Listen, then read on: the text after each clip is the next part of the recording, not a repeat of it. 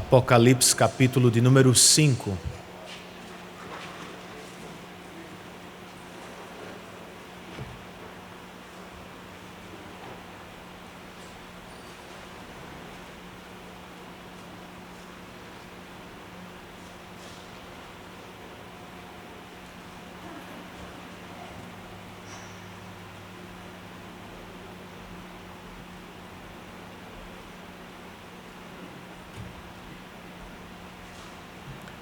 A história da natação está rendendo, irmãos. Eu explico. Voltando de viagem, eu reassumi meu posto ao lado de Kael dentro da piscina. Só que eu percebi que algo estava errado. Kael, que já estava se aventurando em suas primeiras braçadas sozinho, aparentemente regrediu. Será que foi o tio do Instagram, irmãos? De toda forma, quando nós deixamos a aula e entramos no carro, eu perguntei: filho, o que foi que aconteceu? Por que você não nadou sozinho hoje? E com toda a naturalidade do mundo, ele me respondeu: pai, eu acho que eu estou sem pilha hoje. Eu me segurei, irmãos, para não rir. Mas mais tarde, pensando no episódio, eu concluí: quem nunca? Quem nunca ficou sem pilha ao longo do caminho? Todos nós já desanimamos em um ponto da caminhada. Todos nós já perdemos a esperança momentaneamente diante de uma dificuldade da vida. Os primeiros leitores do Apocalipse se achavam assim, entre muitos desafios. O próprio apóstolo João vai chorar neste capítulo. O que fazemos quando perdemos a esperança, irmãos? Como lidamos com as frustrações do presente? Com as inseguranças quanto ao futuro? Bem, o que ajudou a João nesta visão também pode ajudar a mim e a você. Olhemos para Cristo com fé, irmãos, e descansemos na seguinte verdade: porque Ele é digno, Ele está conduzindo a história no interesse de sua igreja. Confiemos nisso. Vamos ler o verso de número 5 para começar. Apocalipse, capítulo 5 e verso de número 5. O texto inspirado nos diz: então um dos anciãos me disse: não chore, eis que o leão da tribo de Judá, a raiz de Davi, venceu para abrir o livro e os seus 7 selos. Vamos orar ao Senhor outra vez? Senhor, nós queremos ouvir Tua voz. E por isso nós te rogamos, conceda-nos a experiência do salmista, que disse no Salmo 119, tenho prazer em Teus mandamentos, eu os amo de todo o coração. Que assim seja também conosco, ó Deus. Que os nossos ouvidos estejam desimpedidos, que as nossas mentes sejam levadas cativas a Ti, que nossos corações se achem prontos para receber Tua voz. É o que Te pedimos nesta manhã, em nome de Cristo e por amor a Ele. Amém.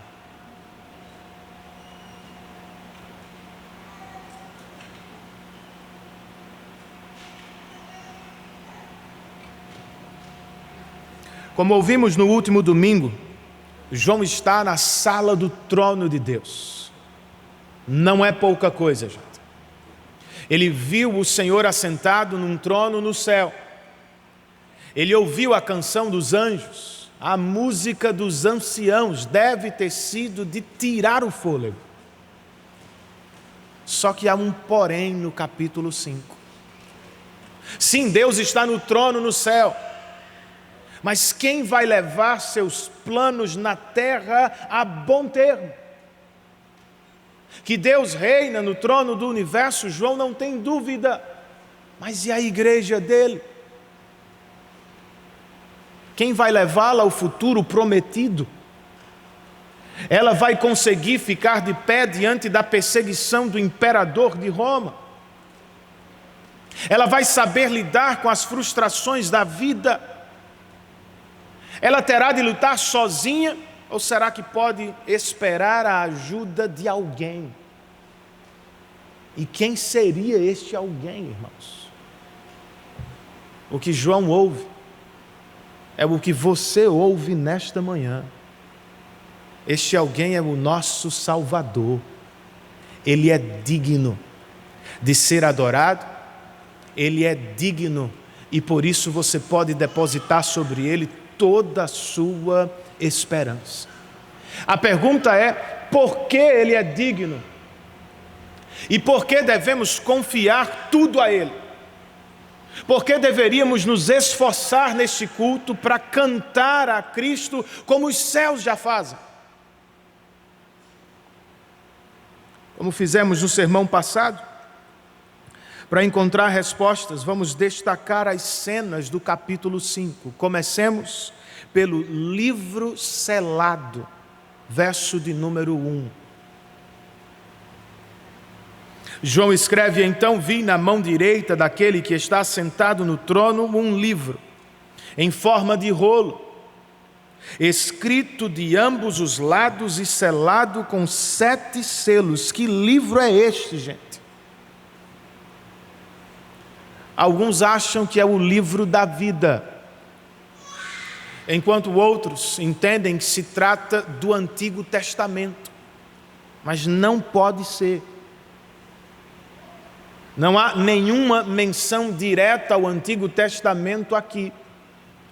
E como veremos nos capítulos próximos, a abertura dos selos não vai trazer apenas redenção aos crentes, vai trazer também muito juízo sobre os incrédulos e sobre o mundo. Então, outra vez, que livro é este? Trata-se do livro que abarca todos os propósitos de Deus quanto à totalidade do universo. Salvação para o seu povo, juízo sobre o mundo incrédulo. Então é uma bênção, pastor, de fato é uma bênção, mas há um problema, irmãos. Versos 2, 3 e 4. João continua: vi um anjo poderoso proclamando em alta voz: quem é digno de romper os selos e de abrir o livro? Mas não havia ninguém, nem no céu, nem na terra, nem debaixo da terra, que pudesse abrir o livro ou sequer olhar para ele. Eu chorava muito, porque não havia ninguém que fosse digno de abrir o livro e de olhar para ele. Não é qualquer pessoa que pode abrir este livro. Esse é o problema. Por isso João chora copiosamente, em parte, porque ele sabe qual é nossa real condição diante de Deus. Nenhum homem é justo, nenhum homem é digno de se aproximar do trono de Deus livremente, muito menos de tomar o livro para cumprir os planos de Deus na terra. Por isso, João está chorando. Mas ele também chora, irmãos, porque sabe que as promessas de Deus dependem da abertura deste livro. O Dr. William Hendrickson, especialista no Apocalipse, escreve o seguinte: você entenderá o sentido das lágrimas de João se mantiver em mente que essa bela visão indica a execução do plano de Deus. Quando o livro é aberto, então o universo é governado no interesse da igreja. O glorioso propósito redentivo de Deus será conhecido, seu plano está sendo cumprido e o conteúdo do livro passa a se desdobrar ao longo da história. Se o livro não é aberto, porém, significa que não haverá proteção para os filhos de Deus. Não haverá julgamento sobre o mundo. Não haverá triunfo final para os crentes. Não haverá um novo céu e uma nova terra para o povo de Deus. Eis o que está em jogo, irmãos. Por isso João chorava. Mas ele já pode parar. Pois no verso 5, como lemos, um ancião lhe disse: não chore. Eis que o leão da tribo de Judá, a raiz de Davi, venceu para abrir o livro e os seus 7 selos. O livro só será aberto mais tarde. Mas segundo o ancião, João já pode parar de chorar. Pois o plano de Deus será cumprido. A igreja será totalmente preservada. Seus inimigos receberão o pleno juízo de Deus. E como o ancião sabe, irmãos? Como pode ter tanta certeza? É que alguém foi achado digno. Como raiz de Davi, Jesus nos representou legal e perfeitamente diante de Deus. E como leão da tribo de Judá, ele venceu os nossos mais terríveis inimigos na cruz e no túmulo vazio. Você já não precisa mais chorar, meu irmão. Será, pastor? Como não chorar diante de planos frustrados? Como não se entristecer diante de filhos que estão longe do Evangelho? Como não perder a esperança ao receber um diagnóstico de uma doença fatal? Talvez sejam os seus questionamentos nesta manhã. O que fazemos com eles?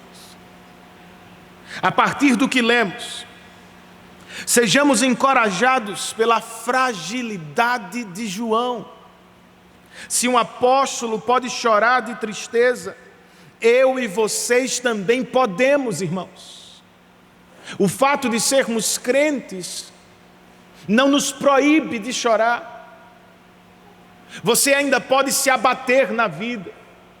E eu ainda posso me entristecer com muita coisa ao longo do caminho. Chorar diante das situações não vai nos fazer piores crentes. Tenha mais paciência consigo e seja mais sensível àqueles que estão sofrendo agora. A partir do que lemos aqui, sejamos encorajados também pela pregação do ancião. Não estamos falando de qualquer pregação, irmãos. Ele nada falou sobre mudança de circunstância terrena. Você notou isso?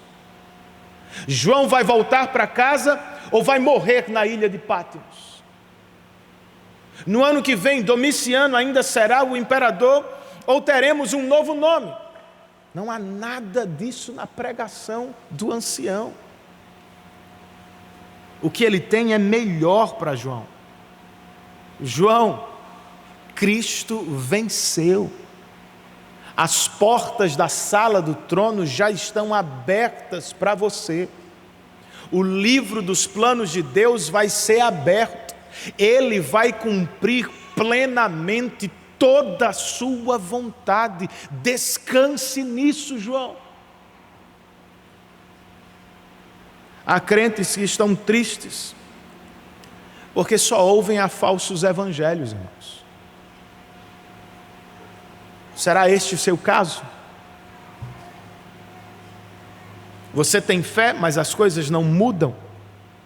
Você ofertou e nada deu certo? Por quê?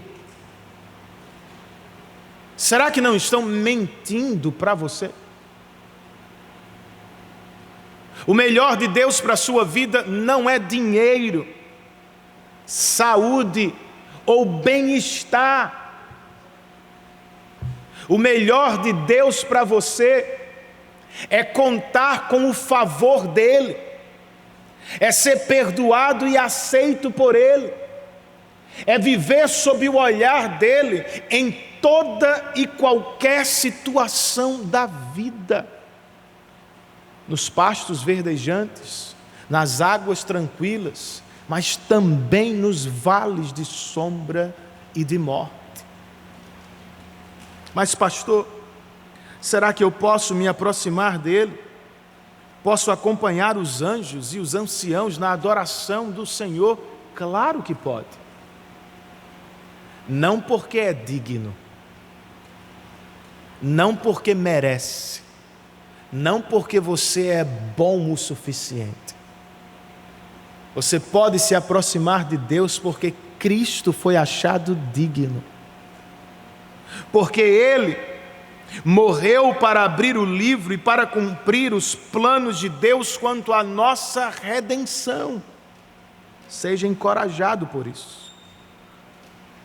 E sim, por agora ainda sofreremos com decepções e teremos de amargar frustrações. Mas lembre-se, Jesus está cumprindo os planos de Deus. Em breve Ele terá colocado todas as coisas em seu devido lugar. Nenhuma injustiça da vida passará impune, meu irmão. Nenhuma doença terá a palavra final. Em breve nunca mais derramaremos uma lágrima sequer de tristeza. Isso é no futuro. Até lá, abrigue-se, encontre esperança na presença do seu Deus. As portas da sala do trono estão abertas, o acesso está desimpedido. Entre na presença de Deus por meio de Cristo Jesus. Depois de considerar a primeira cena deste capítulo, o livro selado, vamos ouvir agora acerca da segunda, o Cordeiro vencedor.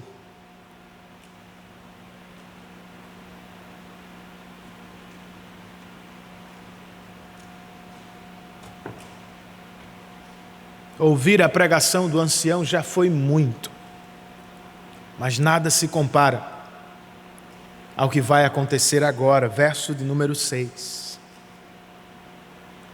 Depois vi um cordeiro, que parecia ter estado morto em pé no centro do trono, cercado pelos 4 seres viventes e pelos anciãos. Ele tinha 7 chifres e 7 olhos, que são os 7 Espíritos de Deus enviados a toda a terra. O apóstolo acabou de ouvir: o leão da tribo de Judá venceu. Mas eis que diante de seus olhos o que surge é um cordeiro, irmãos. Por quê? Foi como o leão venceu. O leão de Judá venceu o pecado, o diabo e a morte, como um cordeiro pascal.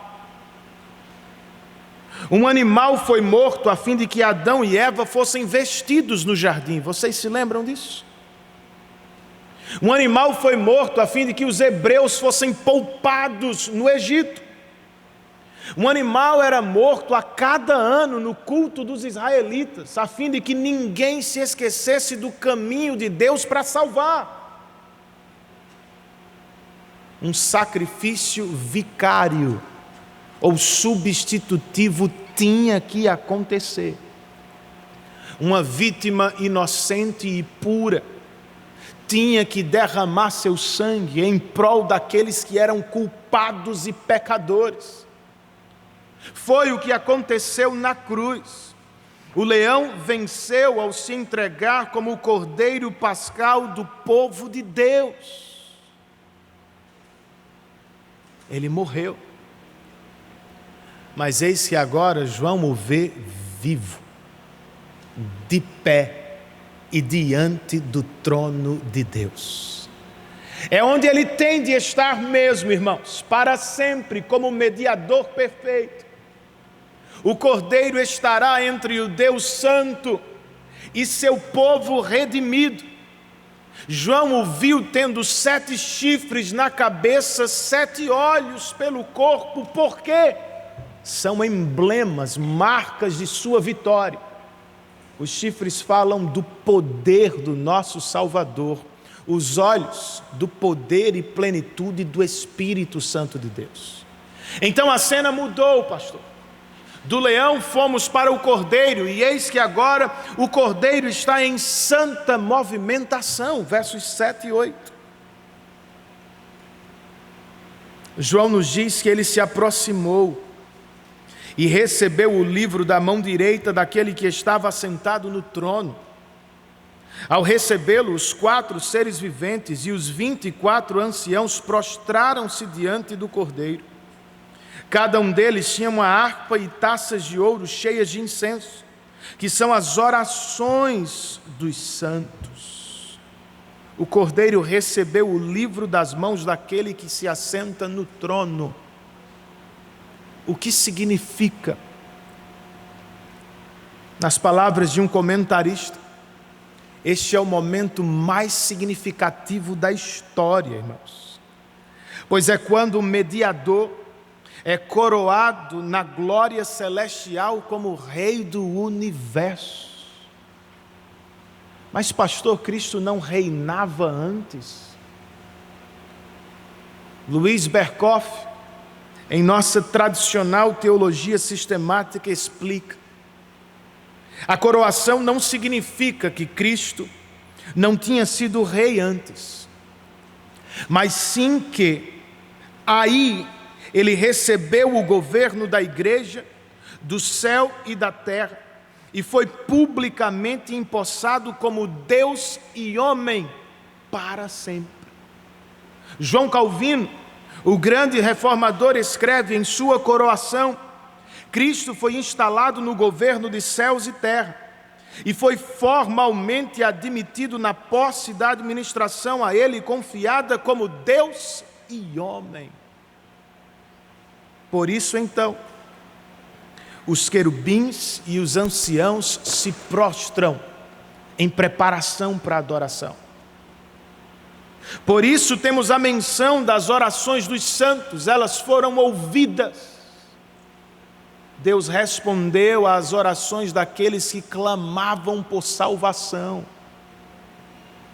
O leão venceu e salvou seu povo ao morrer como o cordeiro pascal. Mas eis que agora ele está vivo, diante do trono de Deus, e tem nas mãos o livro dos propósitos de Deus. Qual é a implicação desta verdade, pastor?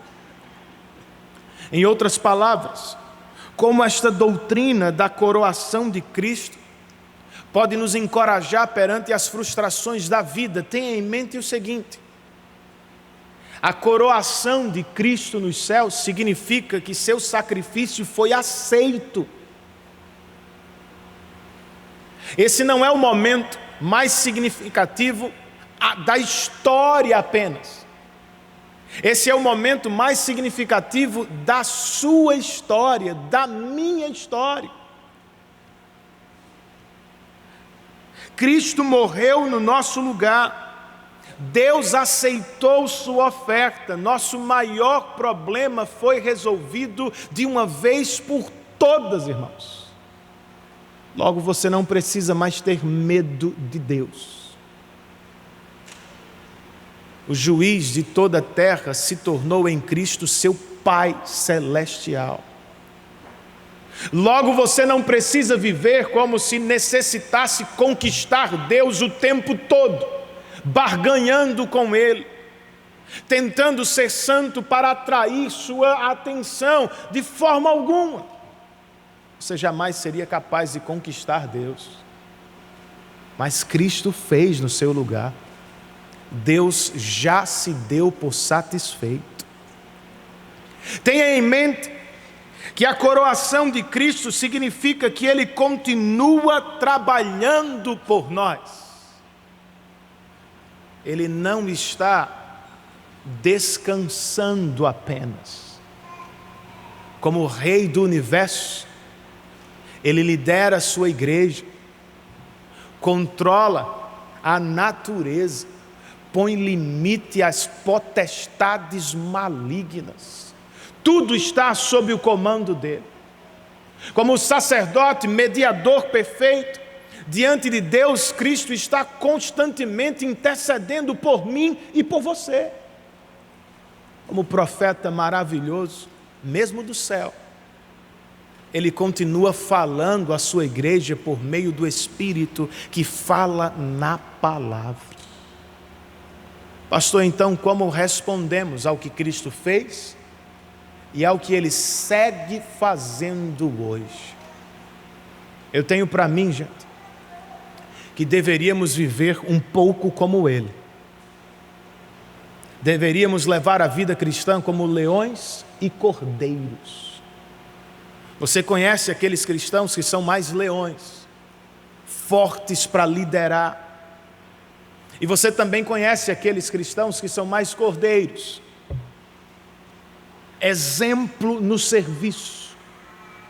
Mas a verdade é, nós precisamos orar a Deus para exibir este equilíbrio.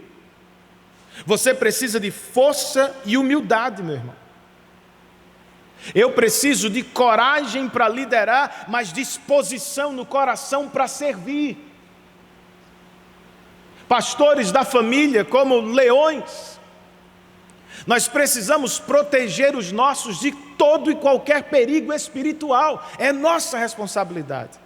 Mas como cordeiros, precisamos servir os nossos com amor, ternura e humildade. Irmãs em Cristo, como leões, vocês precisam lutar pelo bem do casamento e dos filhos. Mas como cordeiros, precisam servir umas às outras de todo o coração. Jovens cristãos, como leões, vocês precisam lutar contra toda a impiedade deste mundo. Mas como cordeiros, vocês precisam ser humildes o bastante para aprender com os mais velhos. Cristãos em geral, como leões, nós precisamos enfrentar as provações e perseguições desta vida com coragem. Mas diante de todos, como cordeiros, precisamos ser mansos e humildes de coração. Sabe o que significa na prática? Que às vezes teremos de perder algumas batalhas, abrir mão de alguns direitos. Sério, pastor? Muito sério. Foi o que Cristo fez por nós na cruz, irmãos. O Rei da Glória se entregou como um servo humilhado para nos conquistar salvação eterna. Não podemos representá-lo de outra forma. Que Deus nos ajude neste exercício ministerial. Ouvimos sobre o livro, sobre o Cordeiro, e agora, para terminar, vamos ouvir sobre a canção universal. Então, logo o Cordeiro toma o livro nas mãos. Há uma explosão de alegria e triunfo, que se manifesta em 3 canções aqui no capítulo 5. Primeiro, os que estão mais próximos do trono se apresentam, verso 8 outra vez. Ao recebê-lo, os 4 seres viventes e os 24 anciãos prostraram-se diante do Cordeiro.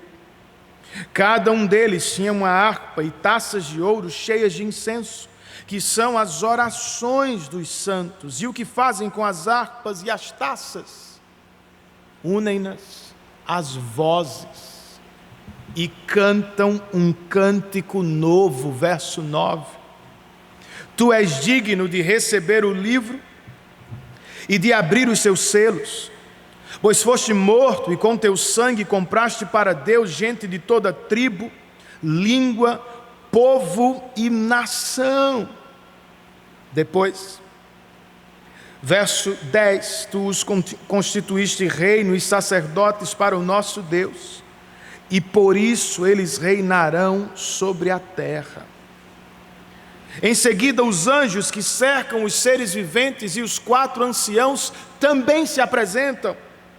Verso 11, então olhei e ouvi a voz de muitos anjos, milhares de milhares e milhões de milhões, eles rodeavam o trono, bem como os seres viventes e os anciãos, e eles também cantavam em alta voz. Verso 12, digno é o Cordeiro que foi morto, de receber poder, riqueza, sabedoria, força, honra, glória e louvor. Por fim, irmãos, todo o universo, em todas as partes, com todas as criaturas, se une ao coro dos homens e dos anjos.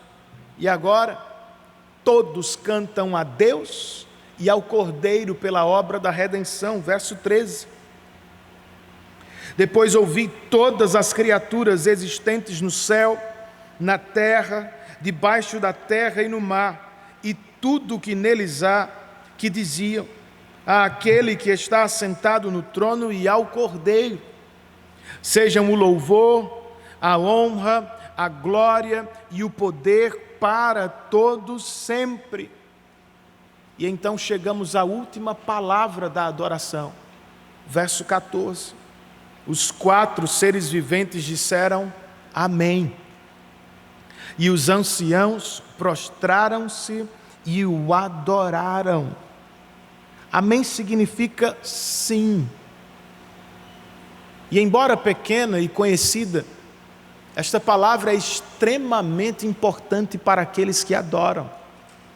Por quê, pastor? Amém é a afirmação que damos ao Deus que nos afirmou, irmãos. Foi Ele quem primeiro disse sim a você e a mim. Em resposta, nós dizemos outro sim a Ele. Até outro dia, nossa história era de negação e rejeição. Mas graças a Deus ela foi mudada. Por causa do Cordeiro de Deus. Pessoas de todas as tribos, línguas, povos e nações ouviram graciosamente o sim de Deus. Você também ouviu? Então seja livre do medo dos homens, meu irmão. Desde criança nós aprendemos a manipular e seduzir pessoas em busca de seu sim. É o que filhos fazem às vezes com pais, jovens quando buscam namorar, é o que pode estar acontecendo com você no mercado de trabalho.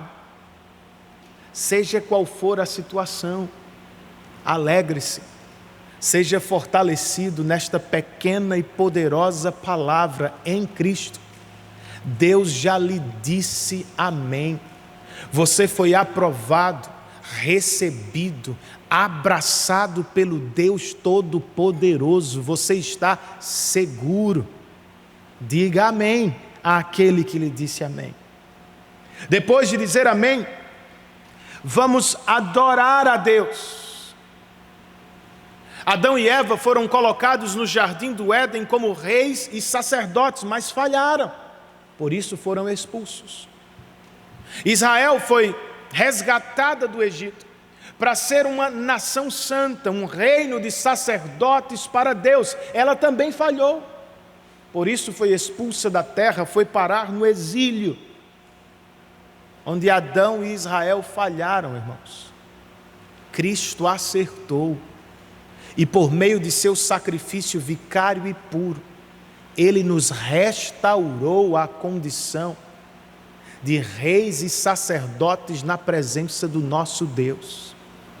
Não sei se você já pensou sobre isso, ou se já viu a questão assim.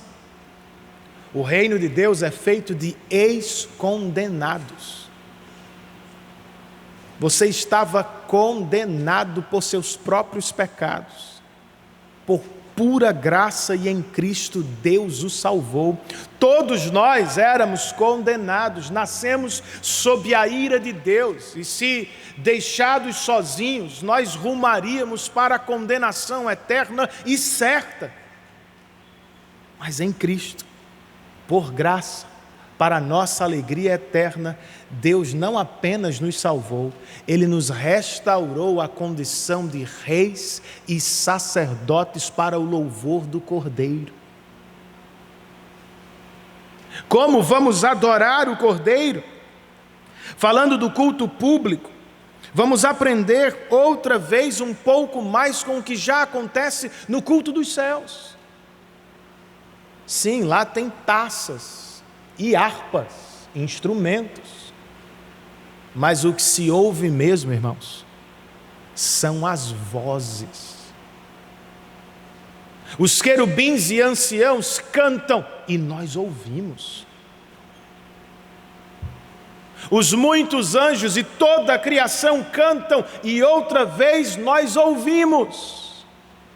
É uma representação de um culto congregacional.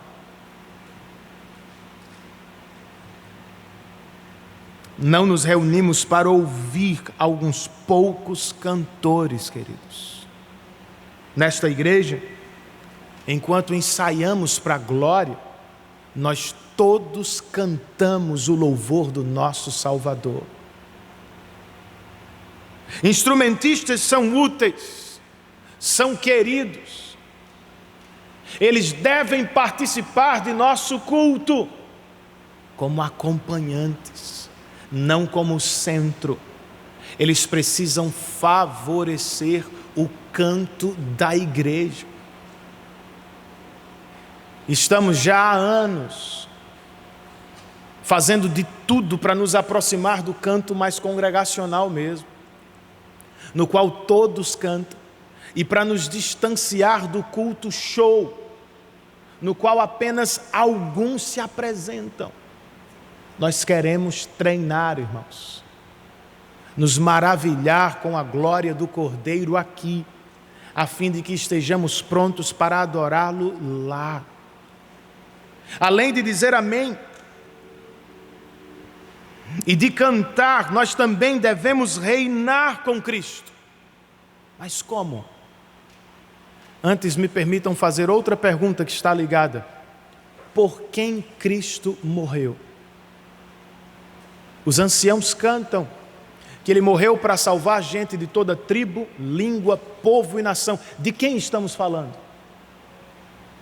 Os universalistas vão dizer que Cristo morreu por todos e que, portanto, todos, independentemente da fé, serão salvos no final. Os arminianos vão dizer que Cristo morreu por todos, só que apenas aqueles que creem em Cristo serão salvos. E agora, como é que cremos, irmãos? Como reformados creem? Nós cremos na doutrina da expiação limitada, que ensina que Cristo não morreu por todos, mas que morreu por seu povo particular. Não é o que João Calvino escreveu, ou o que algum teólogo contemporâneo sugeriu, é o que está expressamente revelado na Bíblia. Tome, por exemplo, a palavra do anjo a José, por ocasião do nascimento de Cristo. Maria vai ter um filho, e você deve dar a ele o nome de Jesus, porque ele nascerá para salvar o seu povo da condenação dos pecados. É o que os anciãos estão cantando aqui. Jesus não morreu para salvar todas as pessoas de todas as tribos, línguas, povos e nações. Ele morreu para salvar uma gente específica, um povo determinado. Um povo que está espalhado dentre todos os povos da terra. Pastor, interessante, mas e daí? Qual é a relevância imediata e prática? Tem muita. Mas pense apenas na segurança da salvação. Nós não somos salvos, como ensinam os arminianos, porque cremos. Nós cremos porque fomos predestinados para crer por Deus. Nós não somos salvos porque cremos, irmãos. Nós cremos porque Cristo derramou seu sangue na cruz para nos comprar. Nós não somos salvos porque cremos. Nós cremos porque em um dia específico o Espírito Santo nos deu nova vida no interior. A Deus, portanto, toda a glória por nossa salvação. Nós somos salvos e chegaremos ao fim da carreira cristã por causa dele. Louvado seja o seu nome por isso.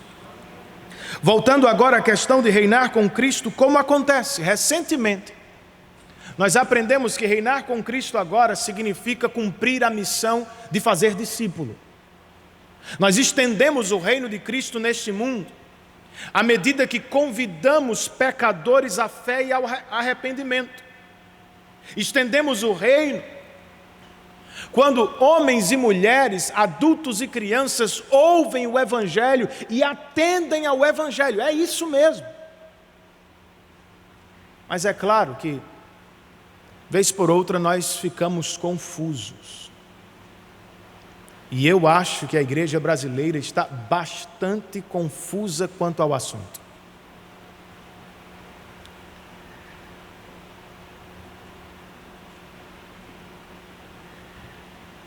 Porque o Brasil vive um declínio moral assustador, irmãos.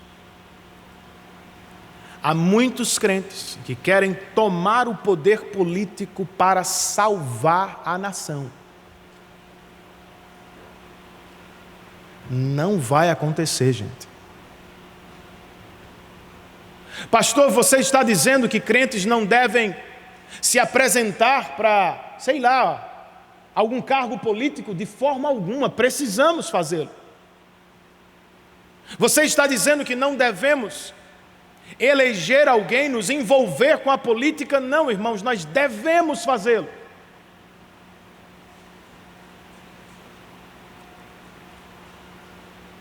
Mas como disse Jesus a Pilatos, crentes, lembrem disso.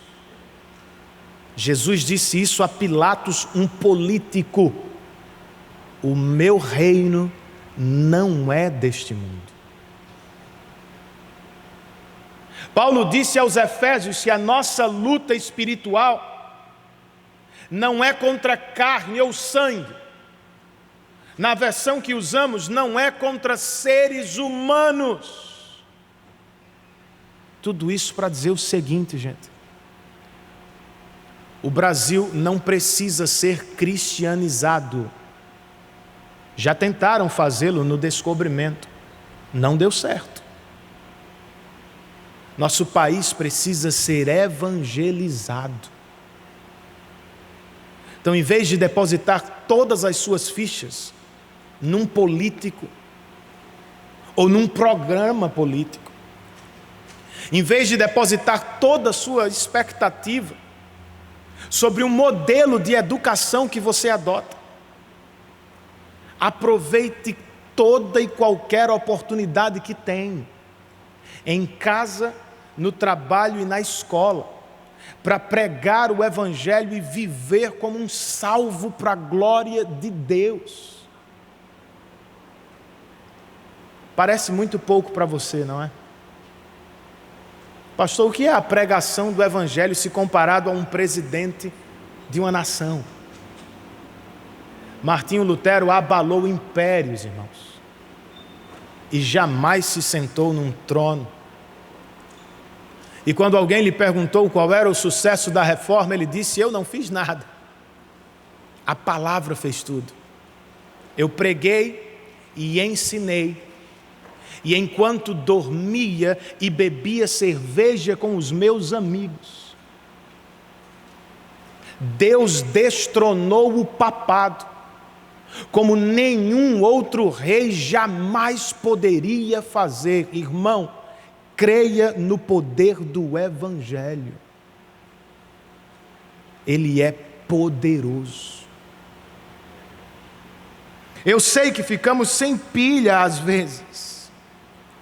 Todos nós desanimamos, mas Ele é poderoso. Cristo pode nos assistir diante de toda e qualquer crise que enfrentamos nesta vida. Ele é poderoso e, como ouvimos, Ele é digno de abrir o livro da história de Deus para salvar seu povo. Você precisa de salvação? Você se enxerga como João, como alguém indigno diante de Deus? Você sabe que tem pecado contra Ele, que não pode se aproximar dEle sozinho e que, se morrer hoje, corre grande perigo de sofrimento eterno. Você não está errado. É assim mesmo. Todos nós teremos que comparecer perante o juiz de toda a terra. Mas há esperança para você. Você não é digno, mas Cristo foi achado digno de se apresentar diante de Deus no seu lugar. O Cordeiro Pascal de Deus foi imolado na cruz, irmãos, a fim de que em seu sangue os nossos pecados fossem perdoados, a fim de que fôssemos aceitos por Deus como justos e limpos homens e mulheres. Tudo o que você precisa fazer nesta manhã é responder ao Evangelho, é crer em Cristo, é decidir abandonar seu pecado, é se lançar sobre ele.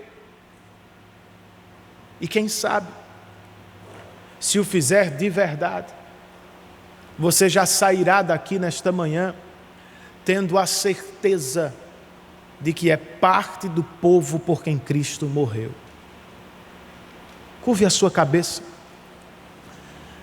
Faça a sua oração em resposta àquilo que você ouviu nesta manhã.